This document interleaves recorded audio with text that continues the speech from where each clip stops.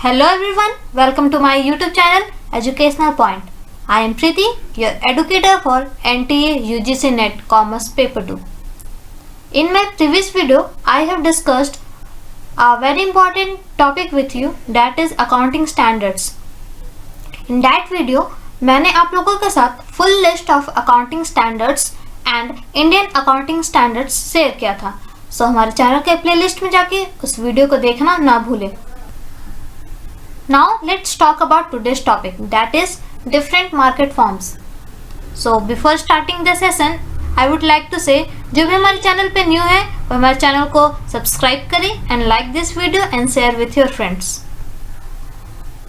Let's start the session. As you can see, this topic is from Unit 3 and topic name is different forms, types, structures of market. So मैंने यहाँ तीनों terms को लिया है. Generally students ये तीनों term के बीच में बहुत कंफ्यूज हो जाते हैं. So मैं बताना चाहूँगी ये तीनों टर्म सेम ही है और ये तीनों टर्म के अंदर हमें सेम चीज़ ही पढ़ना है, चाहे वो मार्केट फॉर्म्स हो, टाइप्स हो या स्ट्रक्चर हो. Let's see some introduction. A variety of market structures, types या फॉर्म, आप इसे जो भी कहें, will characterize an economy. Such market structures essentially refers to the degree of competition in a market. So बहुत सारे मार्केट फॉर्म्स टाइप से एक इकोनॉमी बनती है और मार्केट के बीच में कितना कंपटीशन होता है उस डिग्री से एक हमारा मार्केट स्ट्रक्चर फॉर्म करता है. There is another determinants of market structures such as the nature of goods and products, the number of sellers, number of consumers, the nature of product or service, economies of scale, etc. We will discuss the four basic types of market structures in any economy. So और भी बहुत सारे determinants होते हैं market structures के, जैसे nature of goods और products, number of sellers कितने होते हैं, कंज्यूमर कितने होते हैं, ये सब. ओके, सो 4 बेसिक टाइप्स है, उन्हें हम वन बाय वन करके डिस्कस करते हैं. First is perfect competition. In a perfect competition, there are a large number of buyers and sellers. All the sellers of the market are small sellers in competition with each other. There is no one big seller with any significant influence on the market. So all the firms in such a market are price takers. Now perfect competition को हम लोग समझते हैं.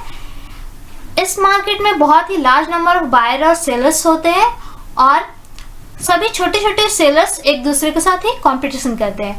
कोई भी big seller नहीं होता जो कि सभी पे इन्फ्लुएंस करके मार्केट को चला सके या फिर उन्हें अपना प्राइस दे सके. सो जितने भी फर्म्स होते हैं वो खुद ही प्राइस डिसाइड करते हैं. So they are price takers. Their assumptions are as follows. The product on the market are homogeneous, that is they are completely identical. Second is all firms only have the motive of profit maximization.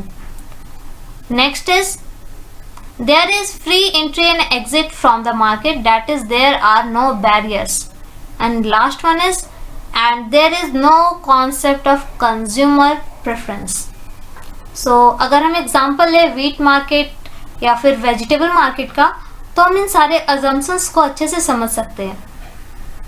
जैसे first assumptions में क्या है, homogeneous products है.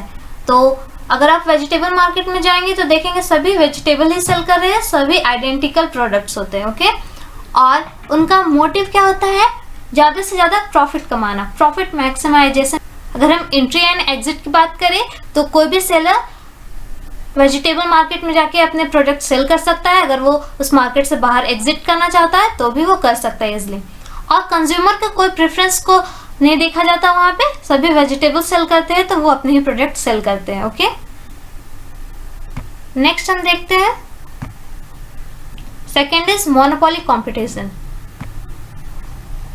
इन a monopoly type of market structure there is only one seller. So a single firm will control the entire market. It can set any price it wishes since it has all the market power. Consumers do not have any alternative and must pay the price set by the seller. Monopolies are extremely undesirable. Here the consumer lose all their power and market force become irrelevant. However, a pure monopoly is very rare in reality. Monopoly market structure में क्या होता है, एक ही big seller होता है जो पूरे market को कंट्रोल करके रखता है और वो कोई भी प्राइस सेट कर सकता है अपने प्रोडक्ट का और कंज्यूमर के पास कोई भी अल्टरनेटिव ऑप्शन नहीं होता है एंड उन्हें वो प्राइस को पे करना ही होता है।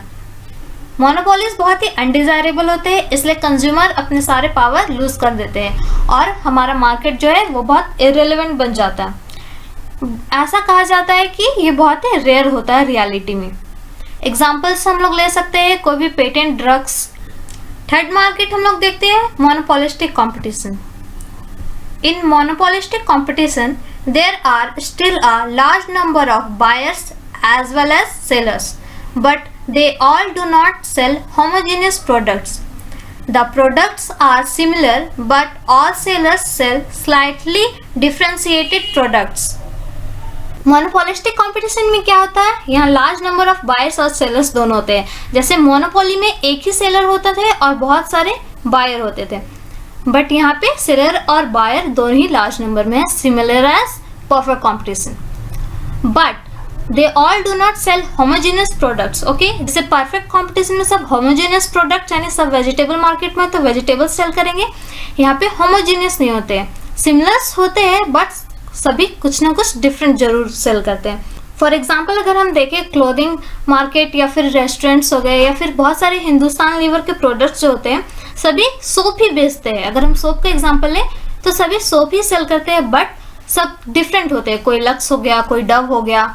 ओके, बिकॉज ये सब थोड़े से डिफरेंट होते हैं सो कस्टमर के पास प्रेफरेंस होता है कि वो अलग अलग प्रोडक्ट में से एक को चूज कर सके। इस मार्केट में भी सेलर्स जो होते हैं वो प्राइस सेटलर तो होते हैं बट उनका एक्सटेंट ज्यादा नहीं होता। नेक्स्ट मार्केट देखते हैं जो हमारा लास्ट मार्केट है। Fourth is oligopoly competition. In an oligopoly there are only a few firms in the market. So in the case of an oligopoly, the buyers are far greater than the sellers. They use their market influence to set the prices and in turn maximize their profits. So the consumers become the price takers. In an oligopoly, there are various barriers to entry in the market and new firms find it difficult to establish themselves. इस market की बात करें तो यहाँ बहुत ही few firms होते हैं, इसलिए नंबर ऑफ सेलर्स कम होते हैं और बायर ज्यादा होते हैं। नंबर ऑफ सेलर्स कम होने के कारण वो अपने हिसाब से प्राइस सेट करते हैं और अपना प्रॉफिट मैक्सिमाइज करते हैं। कंज्यूमर को उन्हीं प्राइस में प्रोडक्ट्स को बाय करना होता है। अगर हम न्यू फर्म्स की बात करें तो उन्हें एंट्री करने में बहुत ही डिफिकल्टीज होती है क्योंकि बहुत सारे बैरियर्स होते हैं। नाउ हम ये सभी मार्केट्स को एक चार्ट के थ्रू समझते हैं जो बहुत ही इजीली वे में एक्सप्लेन्ड है। Okay,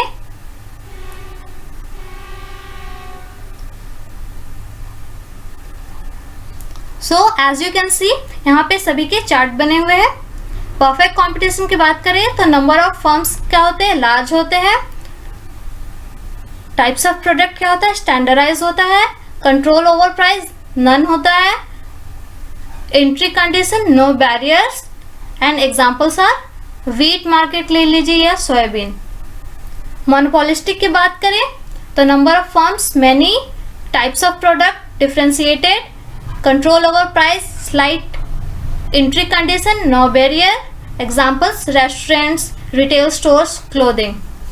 oligopoly number of firms few, types of product standard होते हैं या फिर डिफरेंशिएटेड भी होते हैं। Control over price considerable, entry condition large barriers, example automobiles, air travel, breakfast cereal. Monopoly number of firms 1, types of product unique, control over price considerable if not regulated,